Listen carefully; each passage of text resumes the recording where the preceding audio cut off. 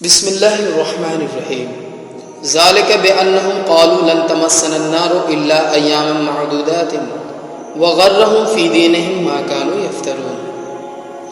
ان کا یہ طرز عمل اس وجہ سے ہے کہ وہ کہتے ہیں آتش دوزخ تو ہمیں مس تک نہ کرے گی، اور اگر دوزخ کی سزا ہم کو ملے گی بھی تو بس چند روز۔ ان کے خود ساختہ عقیدوں نے ان کو اپنے دین کے معاملے میں بڑی غلط فہمیوں میں ڈال رکھا ہے۔ فَكَيْفَ إِذَا جَمَعْنَاهُمْ لِيَوْمٍ لَا رَيْبَ فِيهِ وَأُوفِيَتْ كُلُّ نَفْسٍ مَا كَسَبَتْ وَهُمْ لَا يُظْلَمُونَ۔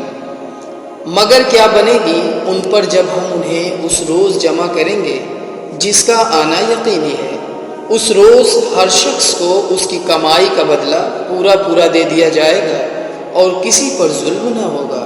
قل اللہم مالک الملک تؤتی الملک من تشاء وتنزع الملک ممن تشاء وتعز من تشاء وتذل من تشاء بیدک الخیر انک علی کل شیء قدیر۔